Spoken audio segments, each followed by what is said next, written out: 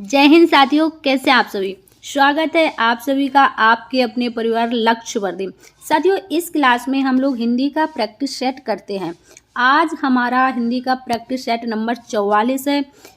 साथियों, जो भी क्वेश्चंस पिछले वर्ष किसी न किसी परीक्षा में पूछे गए हैं वही क्वेश्चंस हम लोग इस क्लास में डिस्कस करते हैं। तो यदि आप चैनल पर नए हैं तो चैनल को सब्सक्राइब कर लीजिए ताकि आगे आने वाली क्लासों की नोटिफिकेशन आपको समय पर मिलती रहे। तो चलिए शुरू कर लेते हैं आज की क्लास। आज की क्लास का आपका पहला क्वेश्चन है, परोक्ष शब्द का विलोम शब्द क्या होगा। आपको बताना है परोक्ष का विलोम शब्द क्या होगा। परोक्ष, परोक्ष को ही प्रत्यक्ष भी कहते हैं। क्या? परोक्ष को प्रत्यक्ष, परोक्ष आ जाए आपका, प्रत्यक्ष आ जाए या फिर आपका प्रच्छन्न आ जाए। क्या? या फिर आपका प्रच्छन्न आ जाए तो इसका विलोम शब्द क्या हो जाएगा? अप्रत्यक्ष। क्या? ऑप्शन नंबर डी, अप्रत्यक्ष।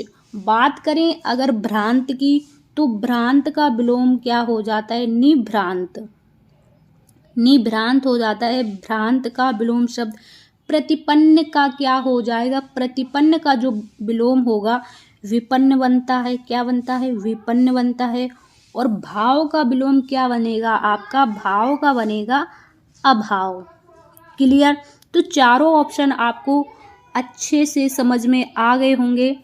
अगला जो क्वेश्चन है आपका, आधुनिक भारतीय आर्य भाषाओं का विकास किससे हुआ है। आपको बताना है जो आधुनिक भारतीय आर्य भाषाएं हैं उनका विकास किससे हुआ है। संस्कृत से हुआ है, प्राकृत से हुआ है, पाली से हुआ है या फिर अपभ्रंश से। तो देखिए, जो संस्कृत है आपकी, संस्कृत को ही हिंदी की आदि जननी कहा जाता है। क्या? हिंदी की आदि जननी किसे कहा जाता है? क्वेश्चन ये भी आपसे कई बार पूछा जा चुका है कि हिंदी की आदि जननी किस भाषा को कहा जाता है, तो आप बता देंगे संस्कृत को। और आधुनिक भारतीय आर्य भाषाओं का विकास किससे हुआ है, तो इसका सही आंसर हो जाएगा आपका ऑप्शन नंबर डी। क्या? आर्य अपभ्रंश से। क्लियर? अगला जो क्वेश्चन है आपका, ग्वालियर, आगरा, धौलपुर, मथुरा। क्या? ग्वालियर, आगरा, धौलपुर, मथुरा आदि क्षेत्रों में कौन सी बोली बोली जाती है? कौन सी बोली बोली जाती है आप बता देंगे। देखो, अवधी, अवधी किधर बोली जाती है? अवधी तो आपकी लखनऊ और अयोध्या की तरफ बोली जाती है ना। लखनऊ अयोध्या में आपकी अवधी भाषा बोली जाती है। जो इधर ग्वालियर, आगरा, मथुरा में है, मथुरा यानी कि ब्रज है ना, मथुरा यानी कि ब्रज। और ब्रज में कौन सी भाषा बोली जाती है आपकी? ब्रज भाषा। तो इधर ग्वालियर, आगरा, धौलपुर, मथुरा आदि क्षेत्रों में ब्रज भाषा बोली जाती है। क्लियर? अगला जो क्वेश्चन है आपका, हाहाकार हुआ क्रंदनमय, हाहाकार हुआ क्रंदनमय, कठिन वज्र होते थे चूर। उक्त पंक्ति में रस बताना है आपको कि कौन सा रस है, इन पंक्तियों में कौन सा रस है। तो देखो, हाहाकार, हाहाकार कहाँ पर होता है, कब होता है हाहाकार? हाहाकार जब भी करते हैं, मान लो बच्चे जब कभी डर जाते हैं तो हाहाकार हो जाता है ना। या फिर कोई सेना आ रही हो और जो सामने वाली सेना हो उससे कमज़ोर प्रतीत हो रही हो तो उस सेना में हाहाकार हो जाता है। यानी कि भयानक क्या हो जाएगा? जहाँ पर लोग भयभीत हो जाते हैं, जब डर के मारे लोग भयभीत हो जाते हैं तो वहाँ पर होता है आपका हाहाकार, है ना। यहाँ करुण रस नहीं लगाएंगे। क्या होगा आपका? ऑप्शन नंबर सी, हाहाकार। जहाँ पर भयभीत होने का यानी कि डर का भाव उत्पन्न हो। हाहाकार हुआ क्रंदन में, कठिन वज्र होते थे चूर, है ना। हाहाकार यानी कि भयभीत हो रहे हैं लोग, तो क्या हो जाएगा? भयानक रस। कन्फर्म। अगला जो क्वेश्चन है आपका, निम्न में से कौन सा शब्द स्त्रीलिंग है? आपको बताना है कि स्त्रीलिंग शब्द कौन सा है। तो देख लो भाई, पत्र, पत्र क्या होता है? लिखा जाता है, लिखा जाता है कि लिखी जाती है। पत्र लिखा जाता है तो आपका क्या हो जाएगा, पुल्लिंग हो जाएगा। यहीं पर निबंध, निबंध भी आपका लिखा जाता है, निबंध भी लिखा जाता है, पढ़ा जाता है ना। पानी, पानी क्या हो गया, पानी गर्म हो गया, ये नहीं कहेंगे कि पानी गर्म हो गई या ठंडी हो गई, है ना। पानी गर्म हो गया, पानी ठंडा हो गया, तो ये भी आपका पुल्लिंग में आ जाएगा। किताब पढ़ी जा रही है ना, किताब पढ़ी जा रही है, तो किताब हो जाएगा आपका स्त्रीलिंग शब्द। क्लियर।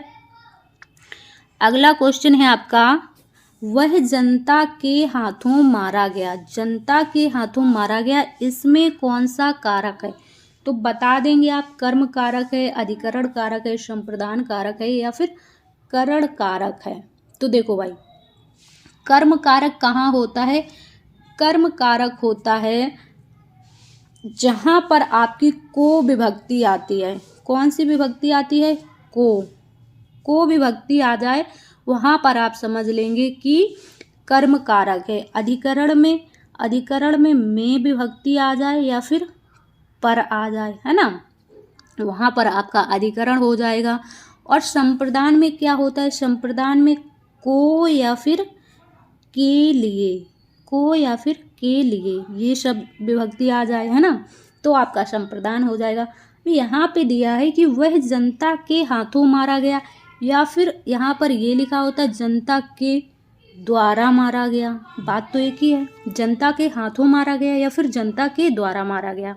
तो यहाँ पर जो करण कारक होता है, करण में क्या होता है, से, के द्वारा, करण कारक की जो विभक्ति होती है क्या होती है, से या फिर के द्वारा। तो यहाँ पे जो सही आंसर हो जाएगा आपका ऑप्शन नंबर डी, क्या, करण कारक। क्लियर। अब अगला क्वेश्चन है आपका, निम्न में से पवित्रता का विशेषण कौन सा है। पवित्रता का विशेषण आपको बताना है। तो विशेषण आपके कितने प्रकार होते हैं, सभी को पता है कि विशेषण के 4 प्रकार होते हैं आपके, है ना। तो देखो क्या हो जाएगा, पवित्रता का विशेषण पवित्रतम हो जाएगा, पवित्रात्मा हो जाएगा, पाक हो जाएगा, या फिर पवित्र हो जाएगा।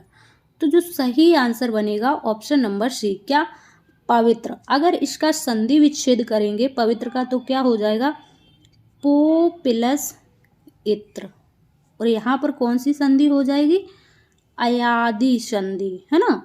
देख लो भाई, एक क्वेश्चन में 2 आपके क्वेश्चन हो रहे हैं, 2 या 4, है ना। तो पवित्र में आपकी संधि भी आपको पता चल गई, अयादि संधि होती है, और पवित्रता का विशेषण भी आपको पता चल गया। क्लियर। अगला जो क्वेश्चन हो जाएगा आपका, निम्नलिखित में से सकर्मक क्रिया को पहचाना, सकर्मक क्रिया को पहचानिए। तो पहचान लीजिए आप सकर्मक क्रिया को। तो देखो, जो आपकी क्रिया होती है, रचना के आधार पर आपसे पूछा जाए, रचना के आधार पर क्रिया के भेद, है ना, रचना के आधार पर क्रिया के भेद, क्रिया के भेद, तो आप बता देंगे कितने भेद होते हैं, 2 भेद होते हैं। एक आपका सकर्मक होता है और दूसरा जो होता है अकर्मक होता है ना। तो अब देखो इसमें से, और सकर्मक और अकर्मक को पहचानने की हमने क्रिया वाली क्लास में आपको एक अच्छी ट्रिक बताई थी कि जहाँ पर क्या का क्वेश्चन करने पर आपको आंसर मिल जाए वहाँ पर सकर्मक क्रिया हो जाएगी, और जहाँ पर क्या का क्वेश्चन करने पर आंसर ना मिले वहाँ पर अकर्मक क्रिया हो जाएगी। तो देख लो, चलना, चलना क्या, चलना कुछ नहीं, चलना, चलना तो चलना, है ना। तो इसमें क्या होगी, सकर्मक बिल्कुल नहीं होगी, है ना। सोना, क्या सोना, सोता है भाई, क्या सोता है, सोता है तो सोता है ना, इसमें भी नहीं होगी, है ना। मुस्कुराना, मुस्कुराने में क्या, क्या मुस्कुरा रहा है, खट्टा मुस्कुरा रहा है, मीठा मुस्कुरा रहा है, ऐसा तो कुछ नहीं, है ना, इसमें भी नहीं मिल रहा आंसर। लिखना, क्या लिखना, पत्र लिखना, निबंध लिखना, लेटर लिखना, मैसेज लिखना, है ना। तो इसमें मिल रहा है आपको आंसर। तो आपका जो सही आंसर हो जाएगा ऑप्शन नंबर डी, क्या, लिखने में जो है सकर्मक क्रिया हो जाएगी। क्लियर। अब अगला क्वेश्चन है आपका, पृथ्वी का समानार्थी शब्द चयन कीजिए। आपको बताना है कि पृथ्वी का समानार्थी शब्द क्या हो जाएगा। पृथ्वी का 4 ऑप्शन दिए गए हैं, तो देख लो भाई। धराधर, धराधर किसका समानार्थी होता है? धराधर का मतलब होता है पहाड़। धराधर का मतलब क्या होता है? पहाड़ होता है। अटवी किसे कहते हैं? अटवी तो भैया जंगल का पर्यायवाची होता है, जंगल का, है ना। और भार्गवी किसका होता है? भार्गवी सभी को पता है कि पार्वती जी का होता है, पार्वती जी का। तो ऑप्शन यहाँ पर एक बचता है धरित्री। धरित्री हो जाएगा आपका पृथ्वी का समानार्थी शब्द। क्लियर।